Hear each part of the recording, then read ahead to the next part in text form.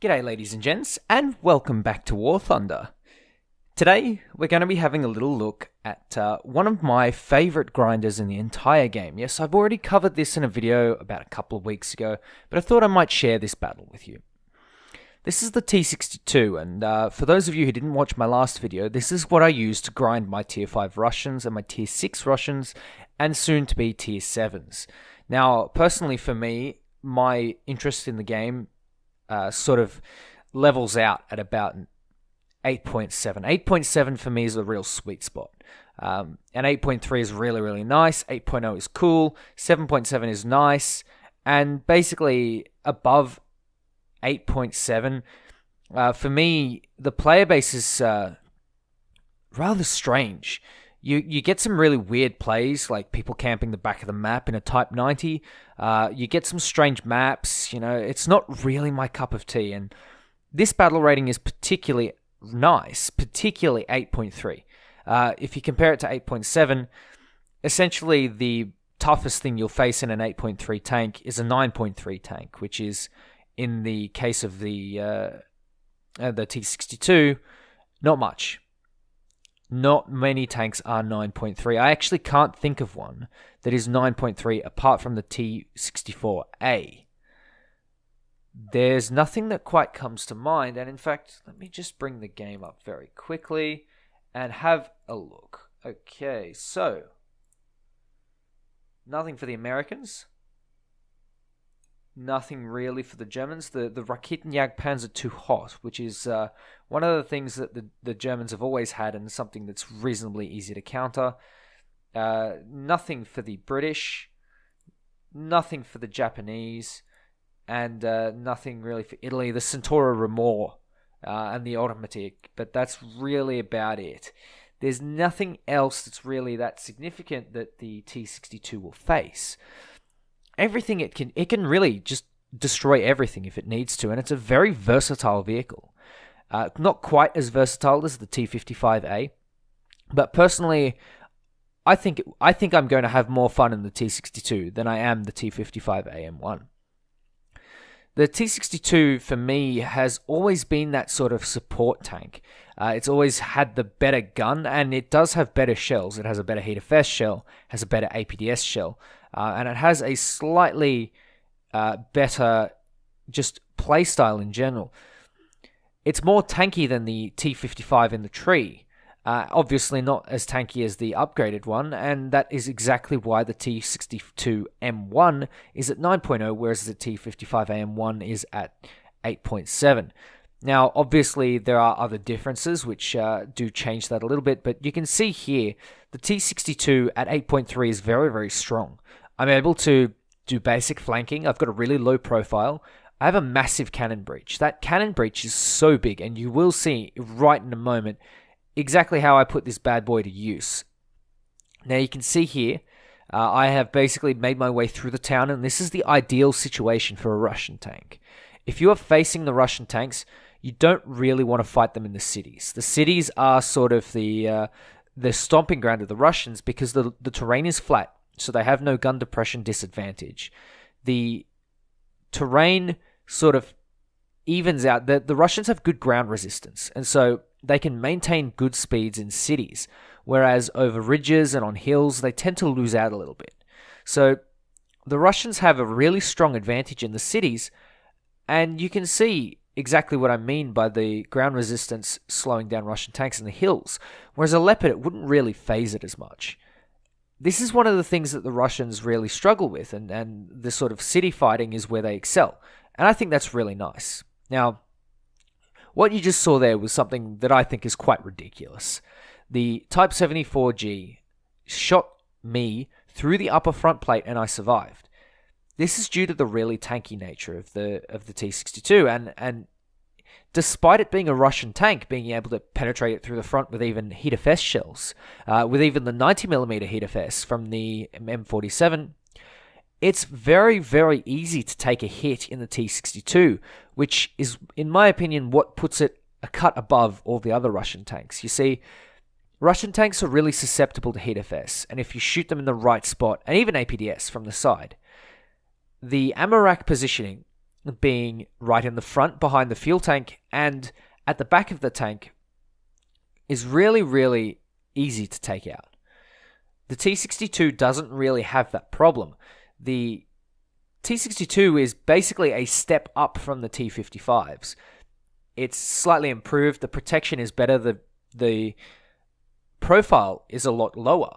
And you can see, you can sort of skulk around in this tank and do some damage, which is really lovely. I love that aspect.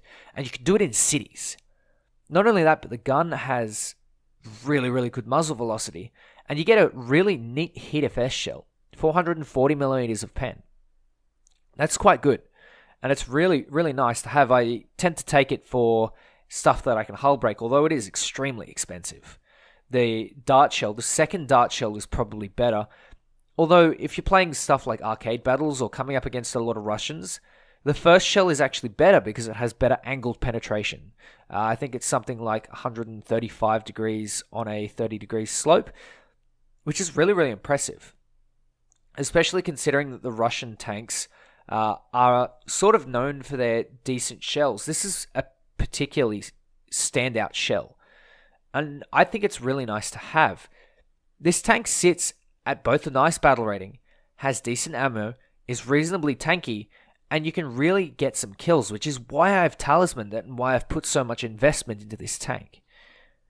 I really, really love the T62, and when I first got it back in patch 1.65, I think, I really wasn't terribly fazed by it. It was a sort of average tank. It was extremely average.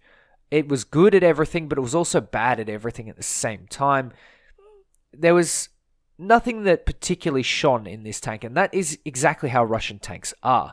There's really nothing that shines in a Russian tank. It's a jack of all trades and an ace at none, and that's what charms me. It's a very charming tank because it's able to do a little bit of everything, but you can't really take it everywhere.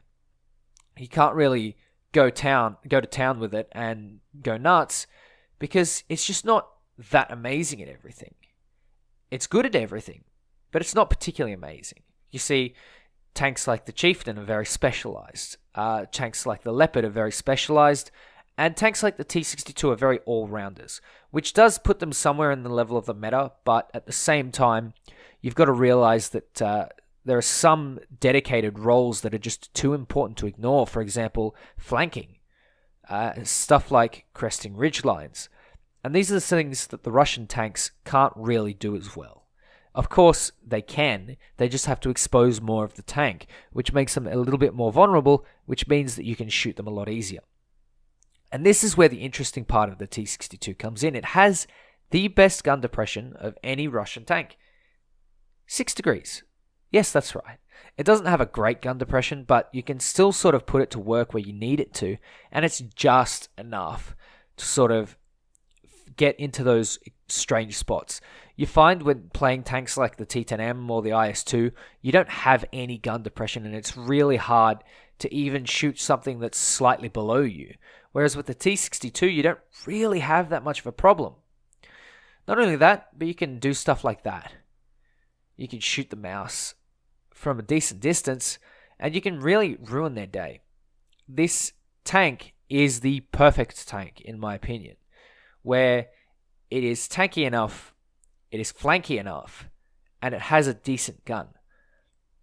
You can see I've already gone nuts with this tank, and I've already gone and captured points, I've saved teammates from enemies, I've dealt a lot of damage, and it's just one of those really nice tanks. It's just got a bit of everything, and I think it is the perfect grinder for that reason. It doesn't excel at everything, but it excels at enough. It's at a good enough battle rating.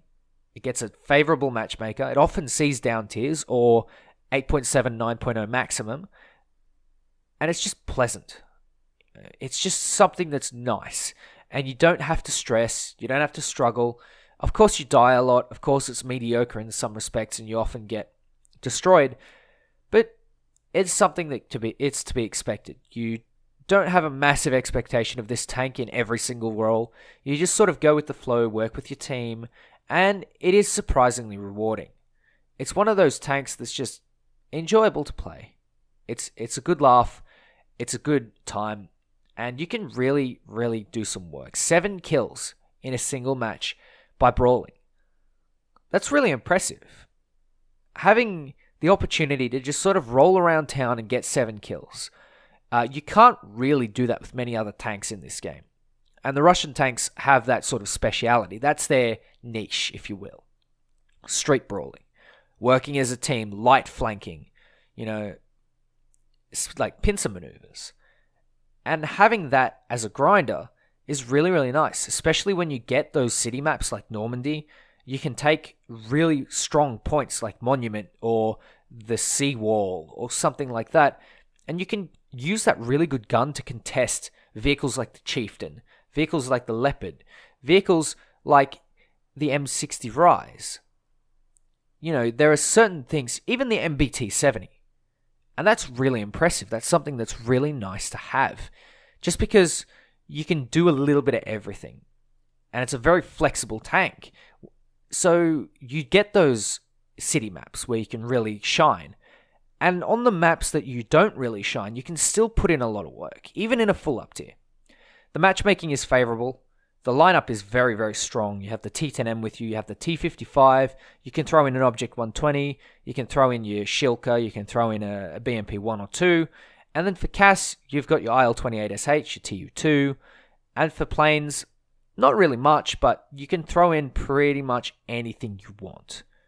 Anything to sort of deal with planes or helicopters or something like that.